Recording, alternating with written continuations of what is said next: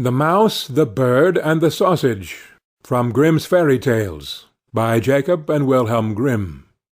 Translated by Edgar Taylor and Marion Edwards. This recording is in the public domain. Read by Bob Neufeld.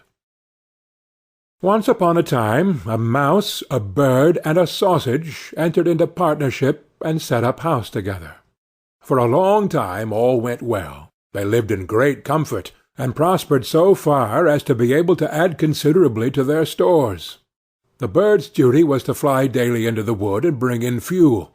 The mouse fetched the water, and the sausage saw to the cooking. When people are too well off, they always begin to long for something new.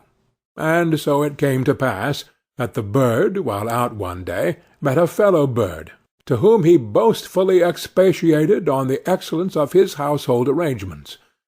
But the other bird sneered at him for being a poor simpleton who did all the hard work, while the other two stayed at home and had a good time of it.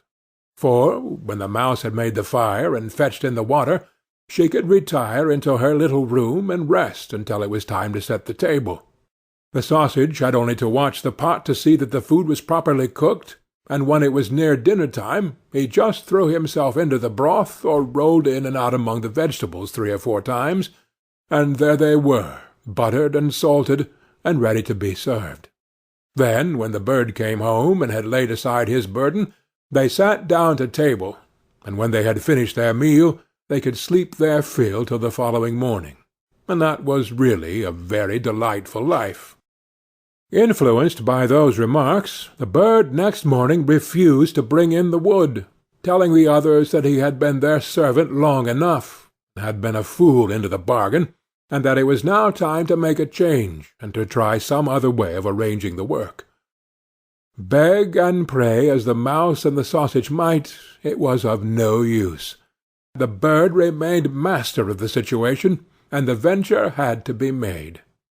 They therefore drew lots, and it fell to the sausage to bring in the wood, to the mouse to cook, and to the bird to fetch the water. And now what happened? The sausage started in search of wood, the bird made the fire, and the mouse put on the pot, and then these two waited till the sausage returned with the fuel for the following day. But the sausage remained so long away that they became uneasy, and the bird flew out to meet him. He had not flown far, however, when he came across a dog, who, having met the sausage, had regarded him as his legitimate booty, and so seized and swallowed him. The bird complained to the dog of this bare-faced robbery, but nothing he said was of any avail, for the dog answered that he found false credentials on the sausage, and that was the reason his life had been forfeited. He picked up the wood and flew sadly home, and told the mouse all he had seen and heard. They were both very unhappy, but agreed to make the best of things and to remain with one another. So now the bird set the table, and the mouse looked after the food, and wishing to prepare it in the same way as the sausage, by rolling in and out among the vegetables to salt and butter them, she jumped into the pot.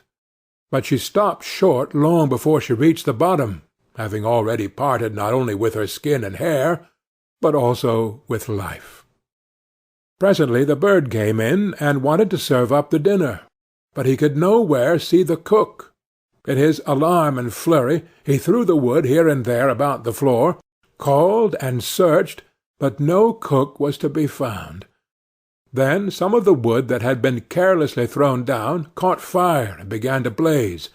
The bird hastened to fetch some water, but his pail fell into the well, and he after it, and as he was unable to recover himself, he was drowned. End of The Mouse, the Bird, and the Sausage.